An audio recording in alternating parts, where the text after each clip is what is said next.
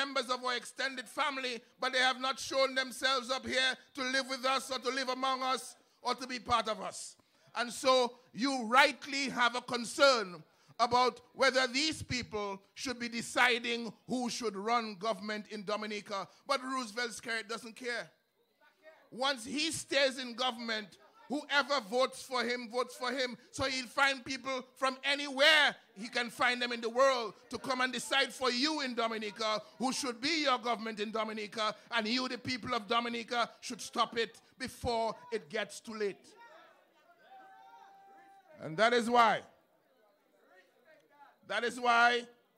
it's important for you, the patriots of this blessed land, to show up in numbers wherever it is required for you to demonstrate to the government you are not in favor of the amendments to the House, to the Registration of Electors Act that is seeking to legitimize, to authorize the setting up of offices overseas called registration offices.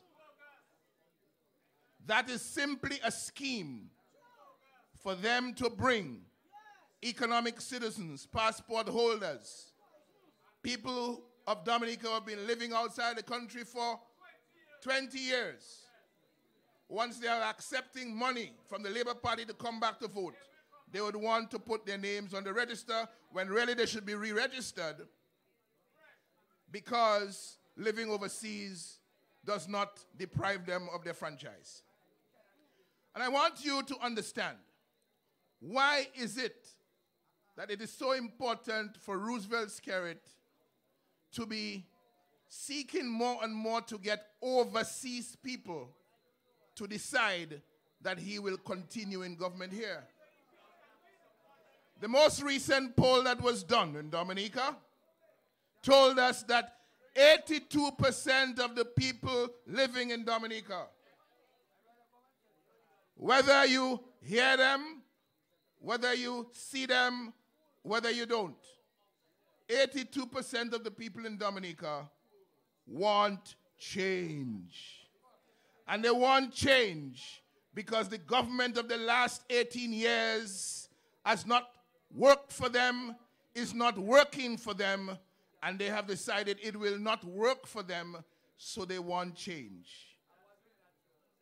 The teachers, the nurses, the policemen, the farmers, the plumbers, the carpenters, the masons, the people from all walks of life in this blessed land would like to see a change in their circumstances. They want better pay. They want better conditions of work. They want the freedom to think and the freedom to associate and the freedom to live lives of dignity, which is what we in the United Workers' Party are committed to. That is why we talk about being a nature island people, being the nature island people that we really are, and creating in this land the best place to live, the best place to work, and the best place to enjoy life. We must now examine what has happened to us in the last 12 months. How have we been able to understand or appreciate the value of government of the people, by the people, for the people? How has this government worked for us? Everywhere you turn your attention, this government is working for somebody else. They're working for some company in Canada to give them passport money to come and build houses here, while we have people in Dominica who can build houses.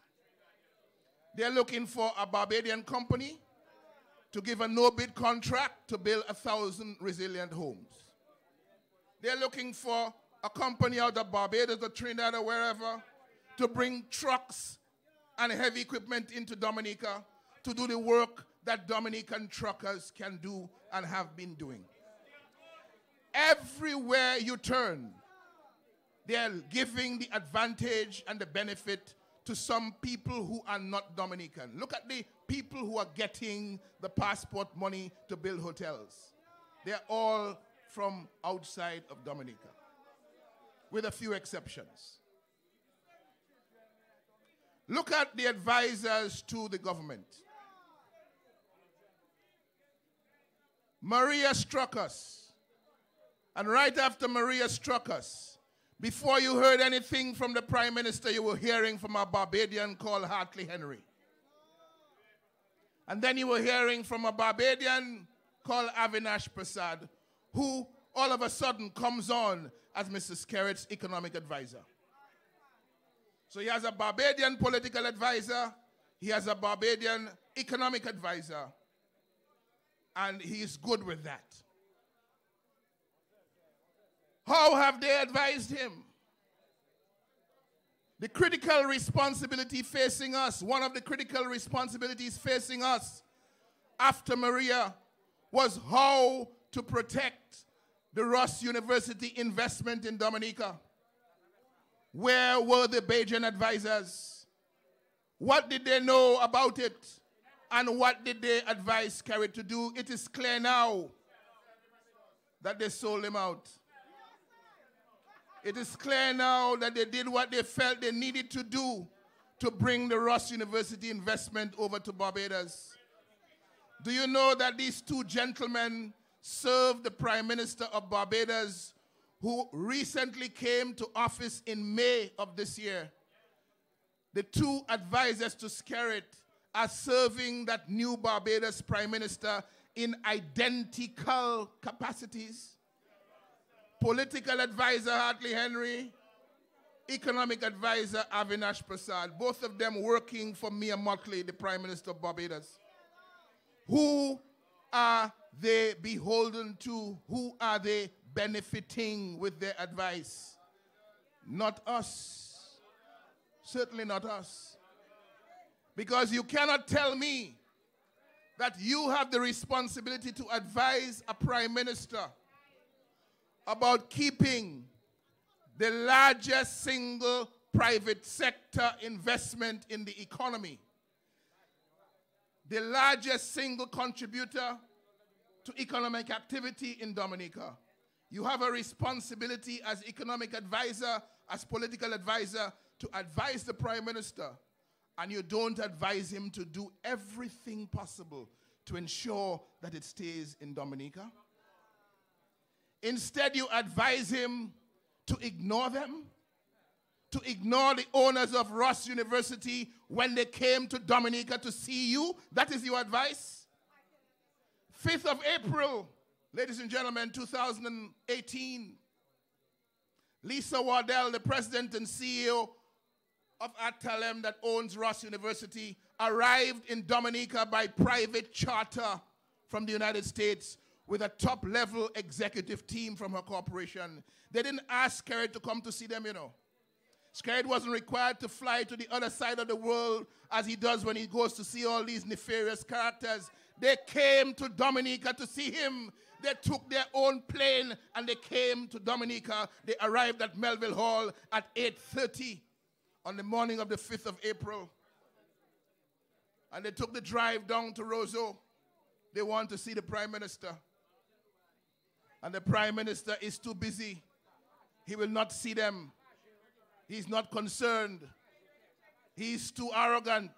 He's too properly advised by his Barbadian advisors to be worried about them, because clearly the Barbadian advisors must have told him, you have no business talking to this lady. In the meantime, they were giving all the information to their boss in Barbados about how this Ross investment could be moved. So on the 5th, Lisa Waddell arrives here, 8:30 in the morning, goes to town, spend the entire day there, relegated to meet a low-level delegation, Eddie Lambert, Gloria Joseph, and some other people. And they left. The jet flew out of Dominica at 6:30 that same day.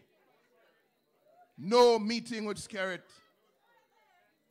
What was Skerritt doing that was more important than meeting with the owners of Ross to sit down with them and to talk about the future of Ross in Dominica and to secure arrangements for that to happen. Roosevelt Skerritt was settling a political score. He had to get even with the man who chanted in Roseau that Skerritt must go. He had to get even with the man who stood up in Parliament and told him to shut up and sit down. So he had to get even. And the day before, the 5th, on the 4th, Isaac, through the arrangements, resigned from the United Workers' Party. The following day was the day for Skerritt to make his statements. And Skerritt could not have been bothered. He could not have been disturbed. He could not bother to meet with Ross because he was busy bringing Isaac to his side. Now let's understand that Isaac could have waited. He could have told Isaac, next week I will check you. But Isaac coming over to his side was more important than Ross University staying in Dominica. And you have to ask the Prime Minister, what is that all about?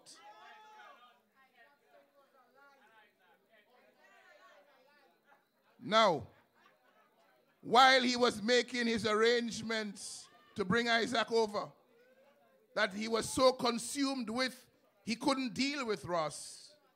Ross University was making their arrangements to move from Dominica and to position themselves in Barbados.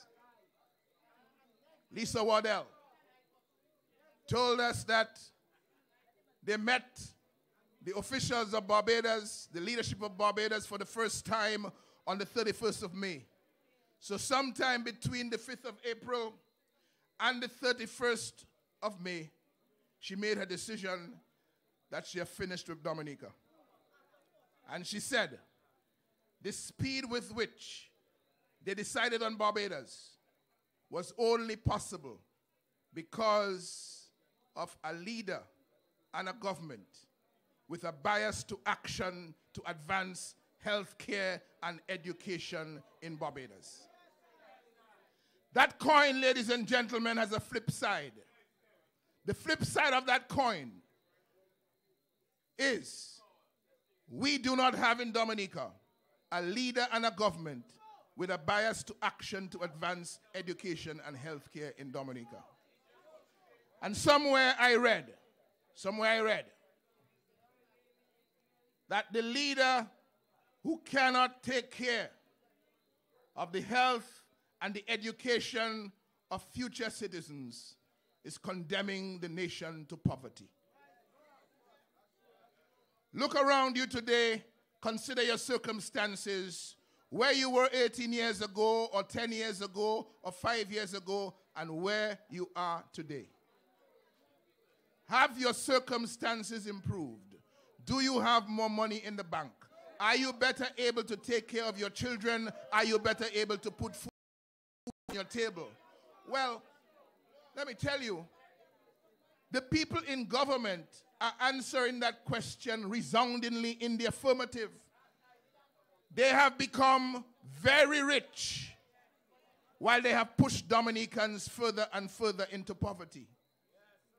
And now, with this Ross University situation, with this situation where an investment that was responsible for so many people, thousands of people earning a bread, eating a food, being able to cook a broth, being able to feed their children. So many people dependent on that Ross piece of the economic engine to take care of themselves. The government watches it go away, and no sooner is it gone, the representative for the Portsmouth constituency is telling you the Portsmouth people have moved on from Ross. What are you all talking about? So many mortgages in the Picard area under stress. So many businesses providing food and entertainment. So many service providers in the area of transportation left without the lifeline that Ross had become. And you're saying, it's all right. we have moved on. We have moved on. Have you moved on, Dominica? And how will we move on? We will move on with a change of government. But what is happening right now is totally unacceptable. With the responsibility of sharing relief supplies, with the responsibility of providing housing reconstruction assistance, with the responsibility of helping the farmers, the fishermen, with the responsibility of helping small business, with the responsibility of helping people to put their lives back together. What did this government do in the last year? It took the resources that the world community provided. It took our tax dollars.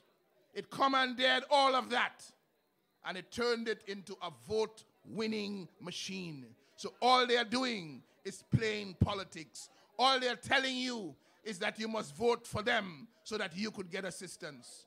All they're doing is using what does not belong to them to buy votes in the next election. But you know why so many people are here tonight? And so many people are listening, not just in Dominica, but all around the world? It's because the people recognize and the people are clear that nobody is going to cut style on them with what does not belong to them.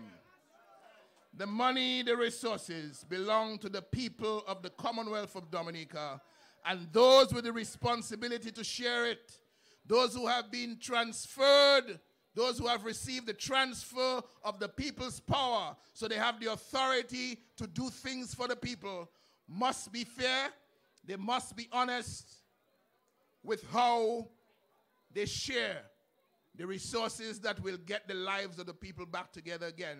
And the people of Dominica will not tolerate anybody in government, any minister, coming to them and trying to buy their vote with relief materials, trying to buy their vote with construction materials, trying to buy their vote with assistance to get their lives back together, because that assistance, somebody put up the lumber yard there for me, you know. That's the lumber yard. Colin McIntyre, lumber yard.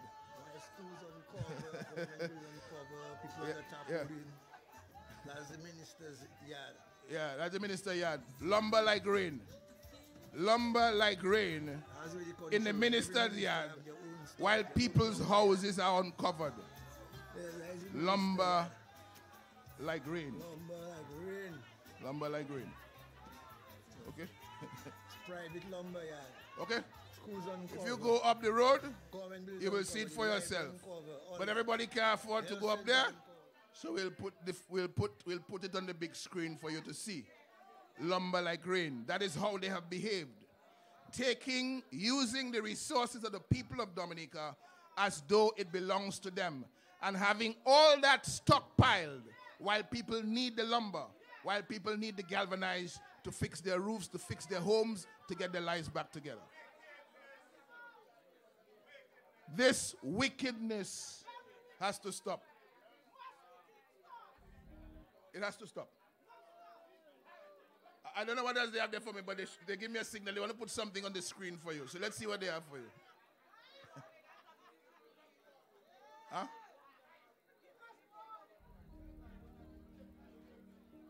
Oh yeah, this is a flashback to where we were last year, right after Maria.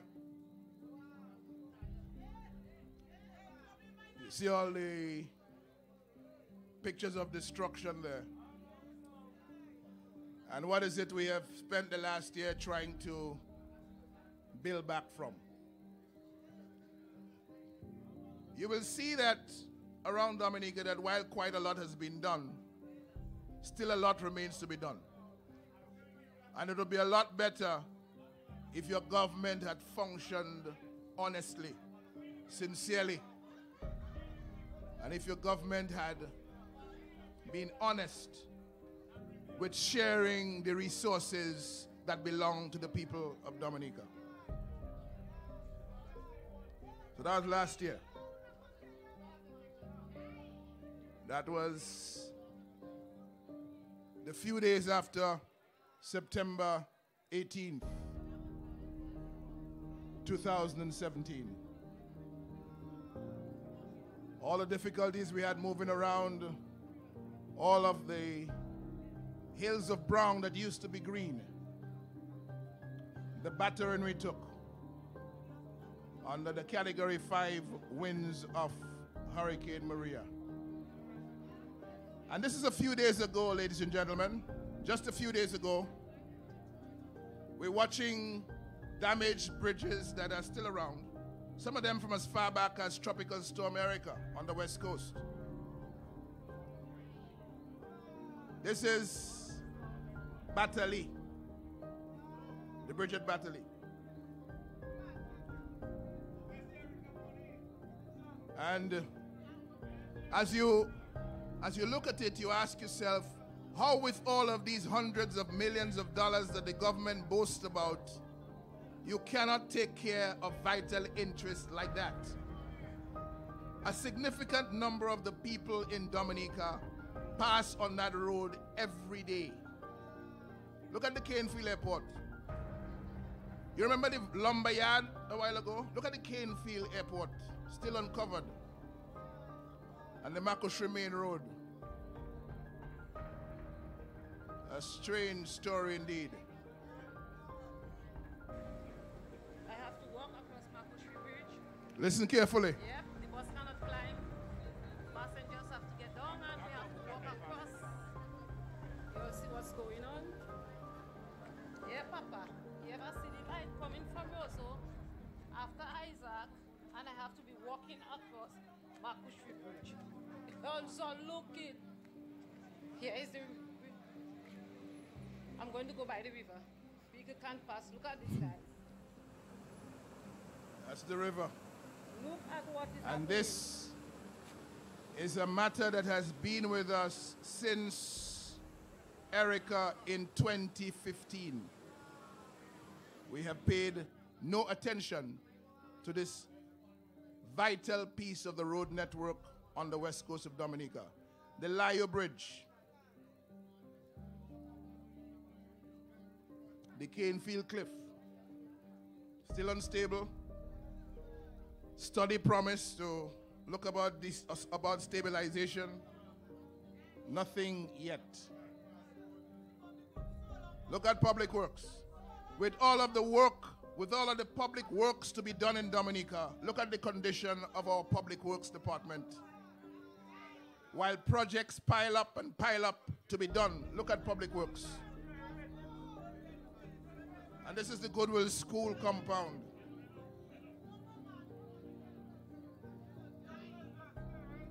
This is the Goodwill School compound. I heard today that all the schools are back up and running. Government report. This is the building of the planning department of the government, with all of the lumber and materials sitting down in ministers' yards. This is the condition of the planning department of the government on Charles Avenue.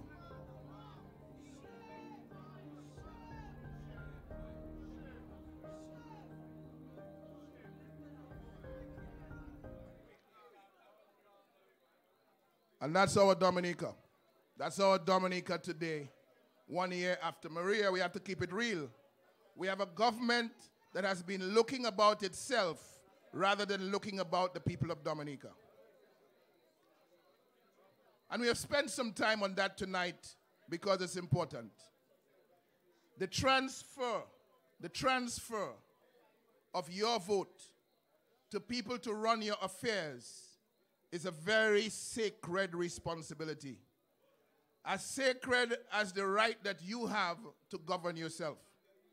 And so when you're making that transfer, you want to transfer that power to people who will take care of you, do so honestly, do so well, and when they're not doing so well anymore, you transfer it to others to do that. Very simple.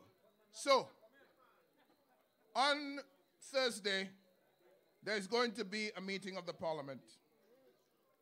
And in that meeting of the Parliament, we have placed a number of questions before the government.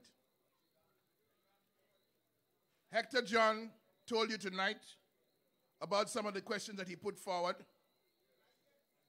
I also put forward some questions, but when I saw the order paper on Friday last week, the questions had been so totally deformed, so misrepresented, that I humbly asked the clerk to withdraw them because I didn't recognize those questions anymore.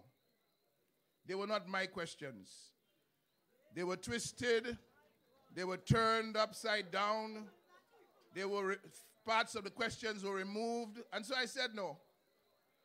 Pull them out. I don't know these questions. They're in my name, but I'm not going to ask them because these are not my questions. I also submitted a motion of no confidence in the Prime Minister.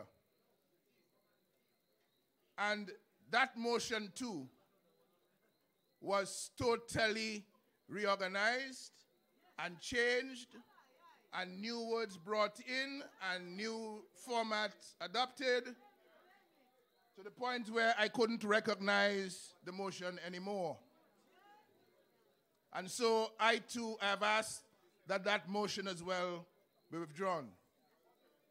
The one that they have standing in my name, which is not my motion, I've asked that it be withdrawn. However, if whoever has authored that motion wants to keep it on the agenda for Thursday's meeting, they're free to do so. I'd be happy to debate it. What I would like to do on Thursday is to debate the motion that I actually put before the House, and here's the motion. By the Honorable Member for the Marigot constituency and Leader of the Opposition, Mr. Lennox Linton, resolution of the House of Assembly of the Commonwealth of Dominica for a vote of no confidence in the ability of Prime Minister the Honorable Roosevelt Skerrit to manage the economy of the Commonwealth of Dominica. Whereas the Prime Minister has presided over the closure and or failure of a number of local and foreign companies leading up to the recent exit of Ross University School of Medicine, a 40-year-old investment that grew to become the single largest private sector contributor to economic activity in the Commonwealth of Dominica. And whereas the Commonwealth of Dominica lost this valuable investment that positively impacted the lives and livelihoods of thousands of citizens because government failed to provide the nation with mature healthcare delivery systems, proper infrastructure, and adequate air access.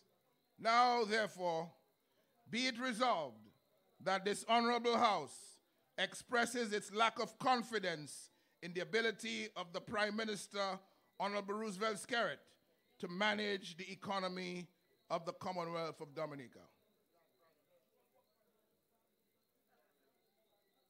They twisted it so they could take out Ross University completely from the motion. They don't want us to mention the name. As Basil say, it's a story of the devil and holy water. So now, the Patriots of Dominica assembled on Independence Street tonight will vote on the motion. The last paragraph again. Now therefore, be it resolved that this gathering on Independence Street expresses its lack of confidence in the ability of the Prime Minister, Honorable Roosevelt Skerrit, to manage the economy of the Commonwealth of Dominica. Those in favor? No, hold on. It's a serious thing, you know. Scared watching all, you know. So you have to put down the umbrellas. And the I, no, hold on.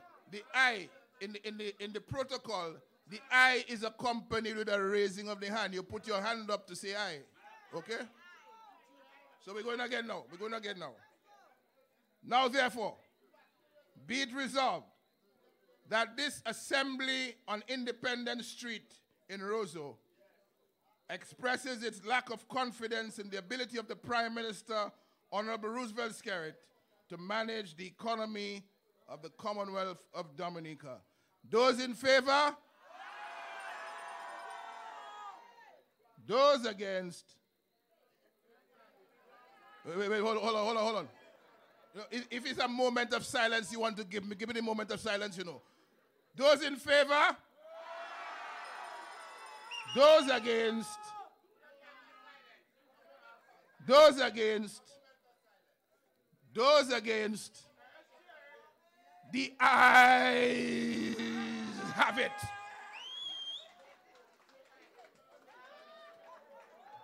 And you know there are plenty more people here than they could ever have in the Parliament of Dominica. Real people. Real people voting that they have no confidence in the economic management ability of the Prime Minister. It is time for him to go. So, this has been a wonderful evening. We have had a great day reflecting on where we are and joining hearts and joining hands like Nature Island people that we are to look ahead, to face the future with confidence. The political party with plans and programs for the future, the political party with plans and programs for jobs, the political party with plans and programs for lifting the dignity of Dominicans, for allowing them to live lives of purpose in their community, and allowing them to live on the best place on God's green earth. This is what we stand for. This is what we live for. And this is why we join you. I hear an election is coming soon. We simply say to the Electoral Commission of Dominica, put the reforms that you have committed to in place before the next election. Do not provoke the patriots of this land, because as much as there are 82% of the people of Dominica who want change, more than 90% want their electoral reform. They want their ID cards for voting mandatorily, and they want the list of electors to be cleaned. It is as simple as that. Get home safe. God bless you. We love you. Take good care of yourselves. Keep in touch.